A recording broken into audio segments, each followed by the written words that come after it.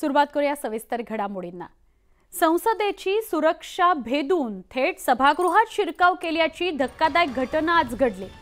संसदेवरील हल्ल्याला बुधवारी 22 वर्ष पूर्ण होत असतानाच ही घटना आज घडली। त्यामुळे लोकसभेच्या सुरक्षा व्यवस्थेवर प्रश्नचिन्ह निर्माण झाले। लोकसभेचं कामकाज सुरू असतानाच प्रेक्षक गॅलरीमधून दोघे जण सभागृहामध्ये दाखल झाले। त्यांनी खासदारांच्या बाकांवरून उड्या मारत लोकसभा अध्यक्षांच्या खुर्चीकडे धाव घेतली।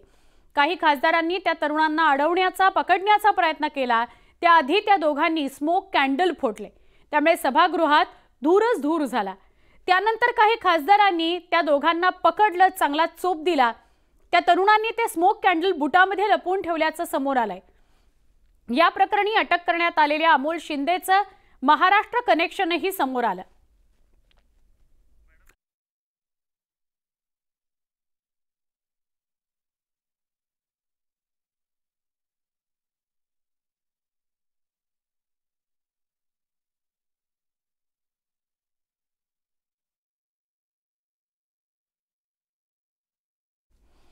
संसदेच्या सुरक्षेत हलगर्जीपणा समोर आलेला आहे।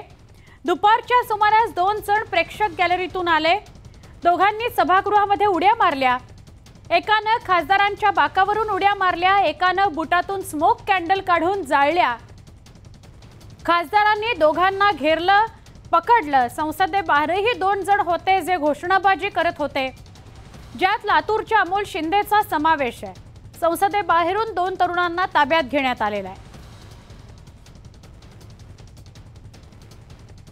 सांसद आ गए, जब पकड़ लिया उसको, दूसरे को भी पकड़ लिया, पीछे को भी।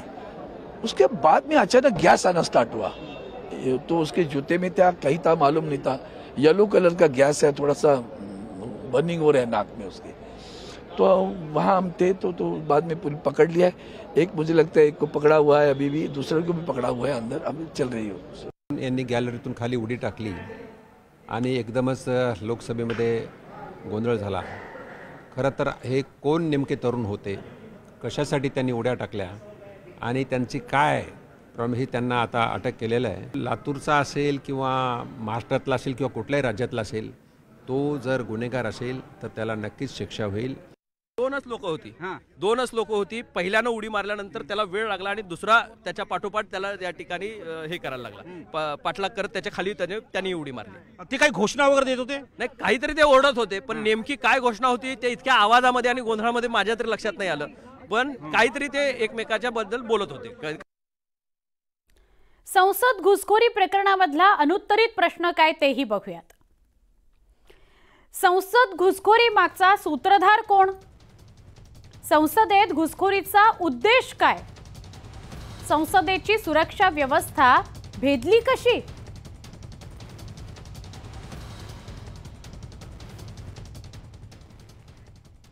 संसदेतल्या घुसखोरीचं लातूर कनेक्शनही समोर आलंय। संसदेत घुसखोरी करत स्मोक कॅन्डल फोडणारा अमोल शिंदे हा लातूर जिल्ह्यातल्या चाकूर तालुक्यातल्या झरी गावचा राहणारा आहे असं समोर आलंय। या घटनेमध्ये अमोल शिंदे असल्याचं समोर आल्यावर आता लातूरसह अमोलच्या गावात एकच खळबळ उडालेली आहे। अमोल शिंदेच्या घरी पोलिसांसह दहशतवाद विरोधी पथकही दाखल झाले। पोलिसांसह एटीएस कडून अमोलच्या आईवडिलांची चौकशी केली जाते।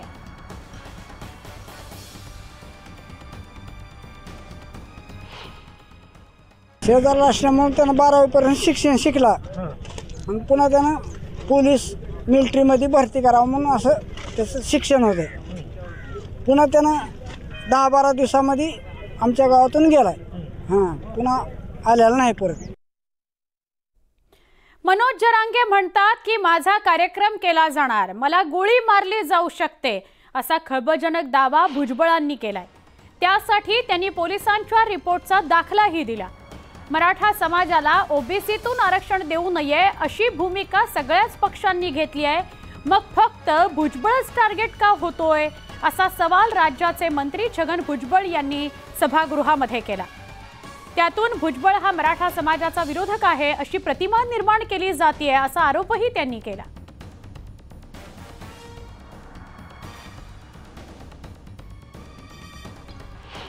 अध्यक्ष महोदय, कालपासून मी सकाळी उठलो आणि पाहिलं, अरे पोलीस का वाढवता रे, कशात काय झाली, गडबड काय झाली?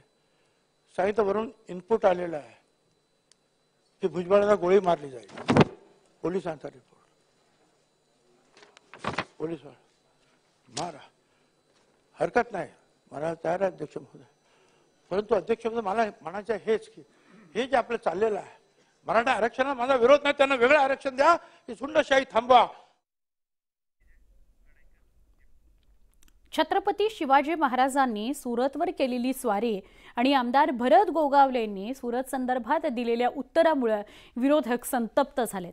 आमदार अपात्रता सुनावणीच्या दरम्यान भरत गोगावलेंना मंगळवारी सुरतला जाण्यासंदर्भात प्रश्न विचारण्यात आला होता. त्या प्रश्नाचं गोगावलेंनी दिलेलं उत्तर वादात अडकलंय. पाहूयात रिपोर्ट. शिवाजी महाराज सुरतकडे गेले होते, त्या अनुषंगाने सुरत हे चांगलं शहर आहे. ऐका, तर सुरत हे चांगलं शहर आहे, तर आम्ही पण तिकडे गेलो ते बघायला. आमदार भरत गोगावले यांनी त्यांच्यावर झालेल्या चौफेर टीकेनंतर अखेर स्पष्टीकरण दिलं. गोगावले कशामुळे गोत्यात आले ते आता पाहूयात. मंगळवारी विधानसभा अध्यक्ष राहुल नार्वेकरांसमोर झालेल्या सुनावणीत ठाकरे गटाचे वकील देवदत्त कामत यांनी गोगावलेंना प्रश्न विचारला होता.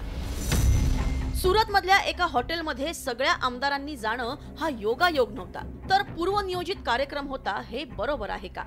त्यावर गोगावलेंनी ते मला माहित नाही, ते तिकडे कसे आले हे त्यांनाच माहिती असेल. शिवाजी महाराज तिकडे गेले म्हणून मला वाटलं की सुरत चांगलं ठिकाण असणार म्हणून मी तिकडे गेलो, असं उत्तर दिलं. भरत गोगावलेंनी सुनावणीत दिलेल्या या उत्तरावर ठाकरे गटानं तोफ डागली. शिवाजी महाराज सुरतेला गेले ते सुरत लुटायला आणि पातशाहीचं नाक कापायला, याची आठवण अंबादास दानवे यांनी करून दिली. तर तुम्ही महाराष्ट्र लुटण्यासाठी तिकडे गेलात, शिवाजी महाराजांचा इतिहास समजून घ्या, असा हल्लाबोल संजय राऊतांनी केलाय. छत्रपती शिवाजी महाराजांचा अपमान आहे. छत्रपती शिवाजी महाराज सुरतेला गेले होते, ते ब्रिटिशांना, ईस्ट इंडिया कंपनीला मदत करणाऱ्या गुजराती मंडळाच्या वखारी लुटण्यासाठी. तुम्ही तर महाराष्ट्र लुटायला तिकडे गेला. छत्रपती शिवाजी महाराज तर तलवार घेऊन मर्दानगीने गेले होते, असे पळून नव्हते गेलेत खोक्यासाठी. 50 खोक्यासाठी पळून नव्हते गेले छत्रपती शिवाजी महाराज. शिवाजी महाराज शहांनी गेले होते, गद्दारी करून नव्हते गेले. यांनी तर गद्दारी करून गेले.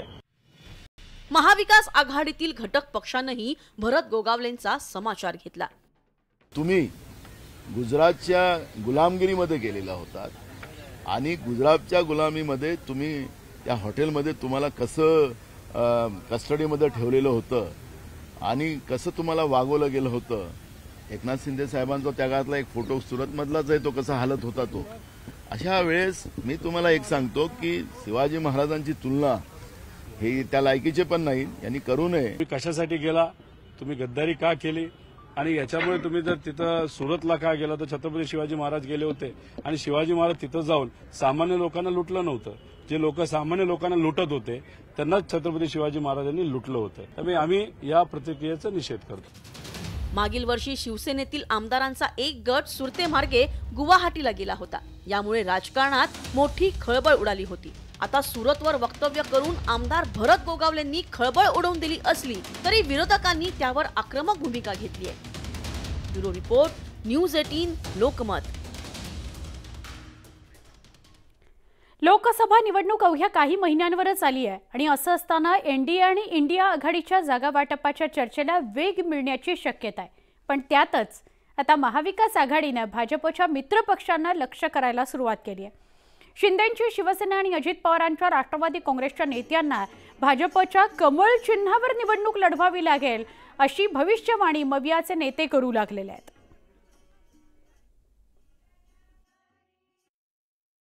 सगळे कमळाबाईचे गुलाम आहेत.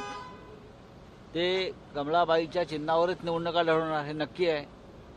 कारण जरी त्यांना शिवसेना आणि धनुष्यबाण दिलं असलं तरी ह्यापैकी कोणत्याही उमेदवाराला शिंदे गटाच्या आपलं डिपॉझिट वाचवता येणार नाही. तर शिंदे गटातलेच नाही तर अजितदादा मित्रमंडळाचे पण जे काही नेते आहेत त्यांना सुद्धा भाजपवरच लढावं लागणार आहे. हे तुम्ही नोट करून घ्या. ते सीट जास्त मागतील आणि एक लेवल असं येईल भाजप त्यांना म्हणेल एवढ्यावर लढा, नाही तर बाकीच्या गोष्टी आमच्याकडे आहेत, आम्ही तुम्हाला बघून घेऊ. त्यांना काहीही पर्याय राहणार नाही. भाजप जे बोलेल ते त्यांना ऐकावंच लागेल. नाही, संजय राऊतांनी एक मान्य केलं की धनुष्यबाण हा एकनाथ शिंदेच्या शिवसेनेचा आहे. अशा भिका मागून जागा आणि उमेदवार घेण्यापेक्षा भारतीय जनता पार्टी, एकनाथ शिंदेच्या नेतृत्वाखालची शिवसेना आणि अजित पवारांच्या नेतृत्वाखालची राष्ट्रवादी काँग्रेस पार्टी हे आपापसात विचार करून, चर्चा करून या संदर्भातला निर्णय घेतील. त्याच्याकरता संजय राऊतांनी आपलं नाक इकडे खुपसण्याची आवश्यकता नाहीये. त्यांना किती जागा मिळतील हे जरा बघा.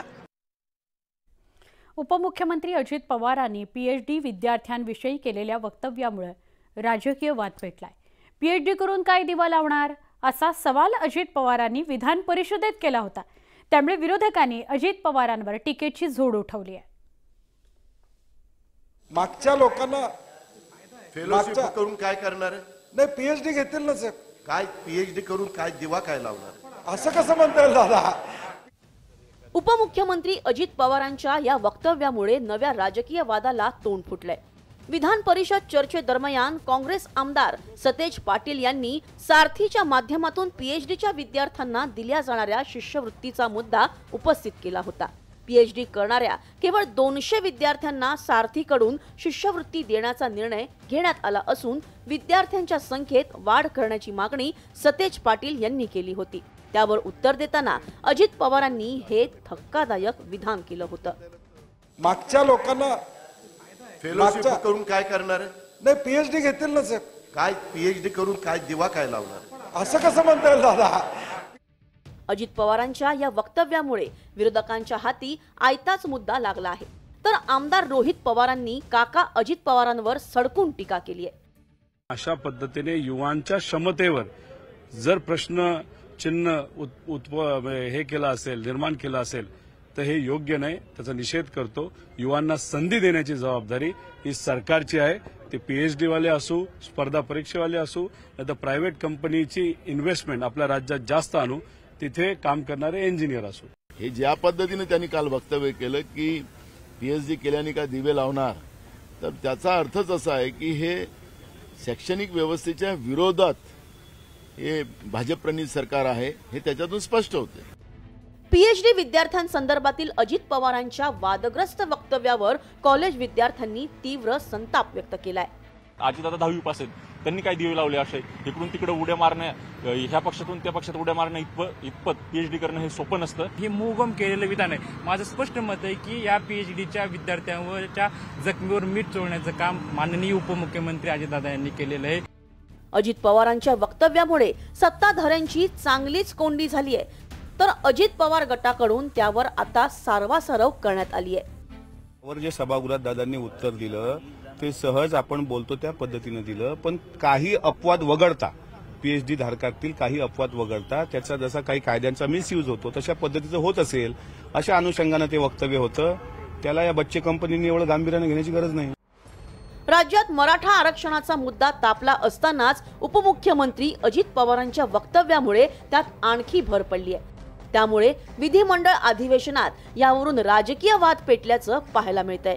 Bureau report, news 18 Lokmat. राज्यातील आरोग्य विभाग या न त्या कारणामुळे चर्चेत आहे. अनेक ठिकाणी सरकारी रुग्णालयामध्ये औषधांचा तुटवडा आहे. काही ठिकाणी कर्मचाऱ्यांची वानवा आहे. त्याचा फटका सर्वसामान्य नागरिकांना सहन करावा लागतोय. याच पार्श्वभूमीवर प्रणिती शिंदे यांनी सिटी स्कॅनचा मुद्दा उपस्थित केला होता आणि त्यावरून खडाजंगी रंगल्याचं बघायला मिळालं. प्रणिती शिंदे आणि तानाजी सावंतांमधील या खडाजंगीत विधानसभा अध्यक्ष राहुल नार्वेकरांनी हस्तक्षेप केला. तसंच त्यांनी तानाजी सावंतांचे कानही टोचले. सोलापूर सिव्हिल हॉस्पिटलमध्ये पूर्ण हैदराबाद, आंध्रची लोक येतात, कर्नाटकची लोक येतात आणि तुम्ही साधी सिव्हिल सीटी स्कॅन मशीन अजून सुरू नाही करू शकलात. ही शोकांतिका आहे. सीटी स्कॅन नाही, MRI नाही, गोळ्या औषधं नाही. मग ते सिव्हिल हॉस्पिटलमध्ये नेमका चाललंय काय? ते फक्त कर्मचाऱ्यांचा वापर शिबिरांसाठीच करणार आहेत का आपण? गेले वर्षभर आमच्या काळामध्ये ते तयार झालं. मला तिथल्या सन्माननीय आमदार महोदयांनी ह्या गेल्या 1.5 वर्षामध्ये ज्यावेळेस सरकार बदललं त्यावेळेस त्यांनी एक पत्र दिलं का त्या हॉस्पिटलच्या विषयी त्यांनी सांगावं? एक पत्र माझ्याकडे त्यांचं आलेलं नाही. आज ह्या प्रश्नाला जोडून आपण एक प्रश्न रेज करता. ठीक आहे, आपण त्या specific प्रश्नाला उत्तर जोडून द्या. एक प्रश्न रेज करता आणि सांगता आपण की अशा specific पद्धतीनं उत्तर द्या. स्पेसिफिक उत्तर आहे ह्याचा. मंत्री महोदय, साधारणपणे ज्या वेळेला सरकारकडनं काम अपेक्षित असतं ते केवळ विधानसभा सदस्यांनी पत्र दिलं तरच काम होणं म्हणून अपेक्षित नसतं. हे सरकारचं काम आहे. सन्मान्य सदस्यांनी जो प्रश्न आपल्यासमोर मांडलेला आहे तो प्रश्न सोडवण्यासाठी आपण उचित कारवाई त्वरित करावी. आज दिवसभरात फार महत्त्वाच्या घडामोडी घडलेल्या आहेत आणि त्या सगळ्याचे अपडेट्स आम्ही तुमच्यापर्यंत पोहोचवतोय. आत्ता या बुलेटिनमध्ये इथेच थांबतोय. वेगवान स्वरूपातल्या बातम्या घेऊन आपण काही क्षणात भेटूया. पहा फक्त न्यूज 18 लोकमत.